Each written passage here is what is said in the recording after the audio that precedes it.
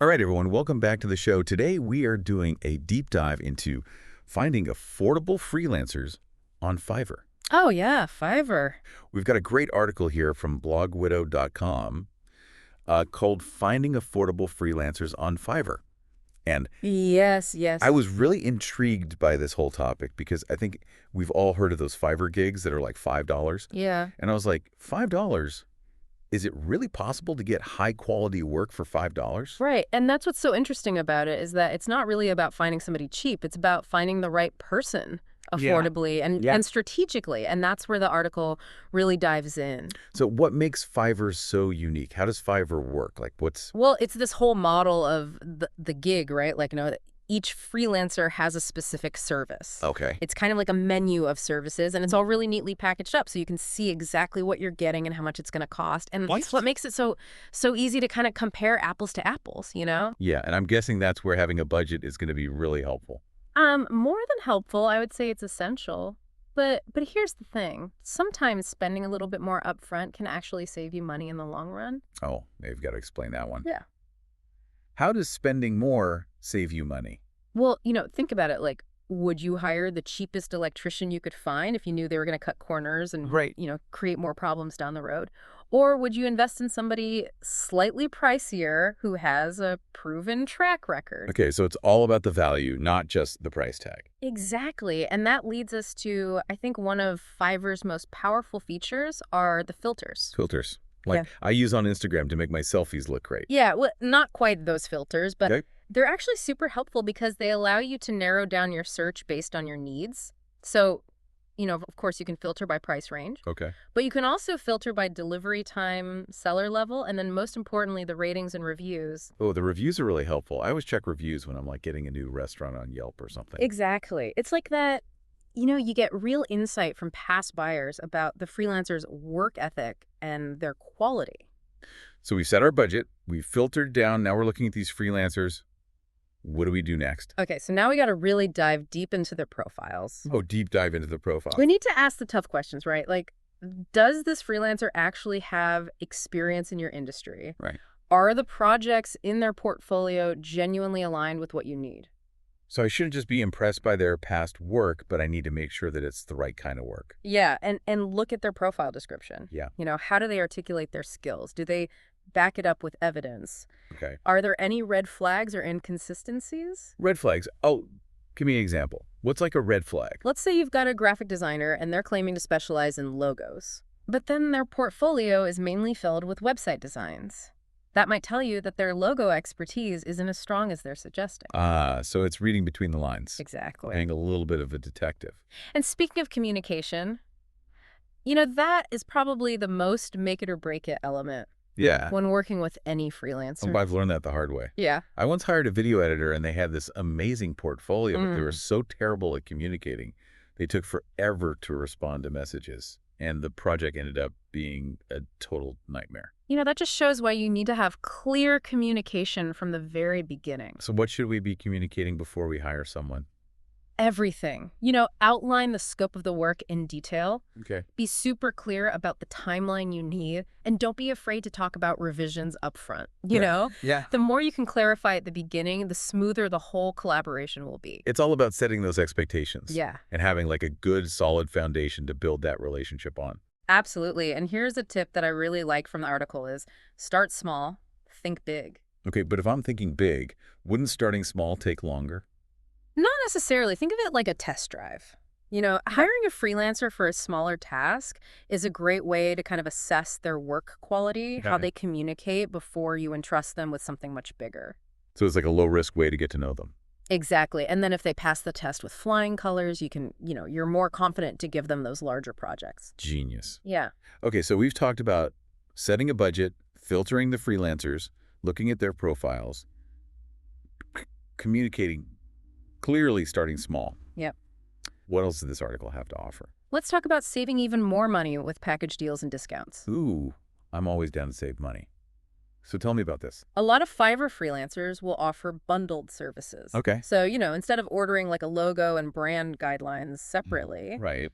you might find a package deal that includes both at a discount. Oh, it's like the combo meal at a fast food restaurant. Ah, Exactly. And if you think you're going to need ongoing work from someone, don't be afraid to ask about a discount for like long-term collaboration. Yeah, A lot of freelancers will reward loyal clients that way. I like that. And then the article also talked about the power of reviews. Yes. Why are those so important? It's not just about, giving the freelancer a pat on the back. Right. Living a review is really about contributing to this whole Fiverr ecosystem.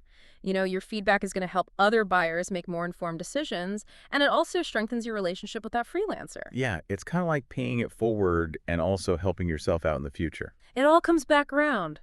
Okay, so that covers, I think, the first part of our deep dive into finding affordable freelancers on Fiverr. Yeah. And wow, we've already covered so much. I'm starting to feel like a Fiverr pro over here. Yeah. But I know there's more to come, right? Oh, yeah, there's so much more. Yep. In the next part, we're going to go beyond the kind of the nuts and bolts of Fiverr, and we're going to explore, like, what does this all mean? What are the larger implications of this whole freelance revolution? All right, I'm ready for part 2. Let's do it. Let's go. Okay. All right, so my brain is buzzing with all of these Fiverr strategies, but Yeah. you mentioned we'd be talking about the bigger picture, like the freelance revolution. Right. Yeah, this isn't just like a passing trend. What we're seeing with platforms like Fiverr is a fundamental shift in how work gets done. I've definitely noticed that, like, everyone seems to be either freelancing or hiring freelancers these days. Why is that happening? Well, think about it. The traditional 9 to 5 job, Right. can be very rigid. It can be limiting and Yeah. pretty expensive for a lot of companies. Yeah. So freelancing offers like a more agile and scalable solution. So companies can access these specialized skills exactly when they need them without having to hire a full-time employee. Right on. And for freelancers, it's all about flexibility. They have more autonomy and they can build a career on their own terms. So everybody wins. Yeah, it's a win-win. So where does Fiverr fit into this freelance revolution?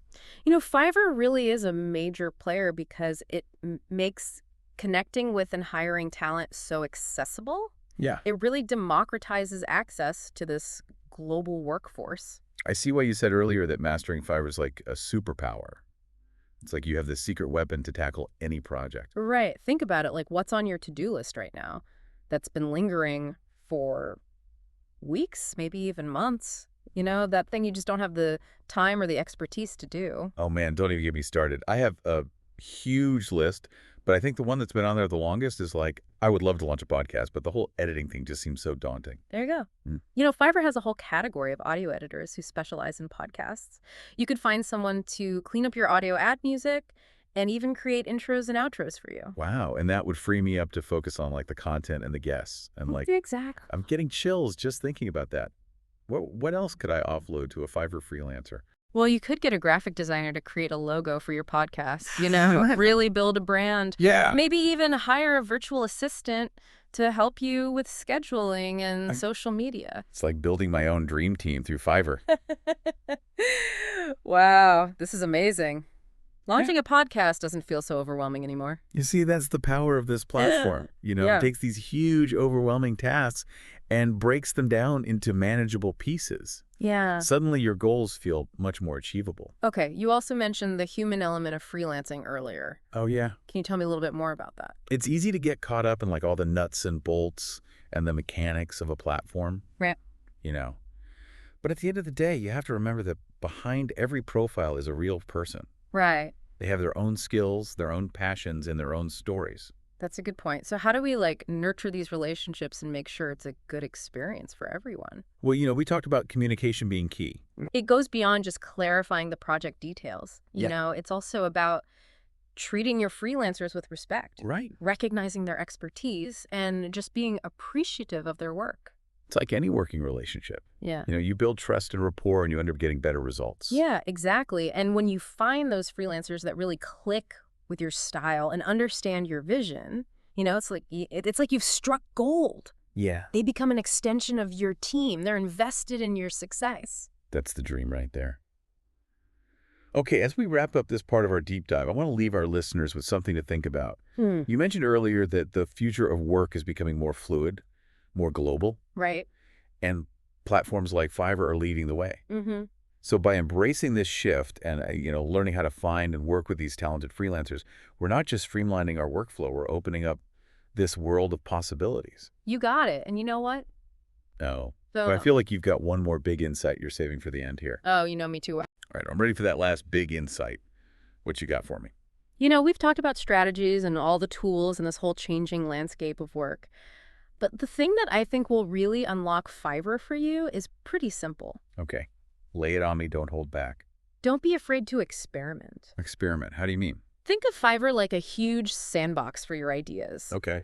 Don't limit yourself to what you think you know or how you've always done things. Yeah. Explore different categories, connect with freelancers from, all sorts of backgrounds, and just see what happens when you start mixing things up. So it's not just about finding someone to like check things off my to-do list, but it's also using Fiverr to push my own boundaries and try new things. Exactly. Like maybe you've always wanted to add animation to your presentations, Right. but you had no idea where to start. Yeah. Well, guess what? Fiverr has an entire category for animators. Oh my gosh, you're right. Yeah. It really is like this giant unexplored territory. And the best part is the risk is really low. You can start small, like we talked about earlier, and just see where each experiment takes you. Yeah. I mean, you might be surprised by what you create and who you end up connecting with. It's like you said, all those mental barriers are just starting to crumble. That's the beauty of this, this whole new way of working. It's about flexibility and being adaptable and being willing to experiment. I totally see why you called mastering Fiverr a superpower now. Yeah.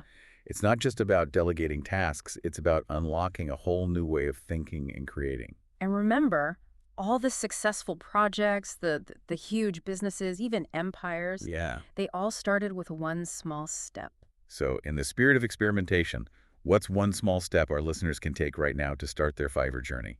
I would say pick one thing, just one thing that you've been putting off or maybe you're a little hesitant to try. Okay. And then go to Fiverr and just browse the category. Just browse. Yeah, just browse, see what gigs are out there, what services people offer, what sparks your interest.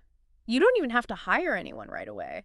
Yeah. Dip your toes into the Fiverr waters and see what you discover. I love that because it takes the pressure off. Right. It just allows for curiosity to lead the way. Who knows, that simple act of browsing might spark a new idea or a new collaboration or even a whole new direction for you.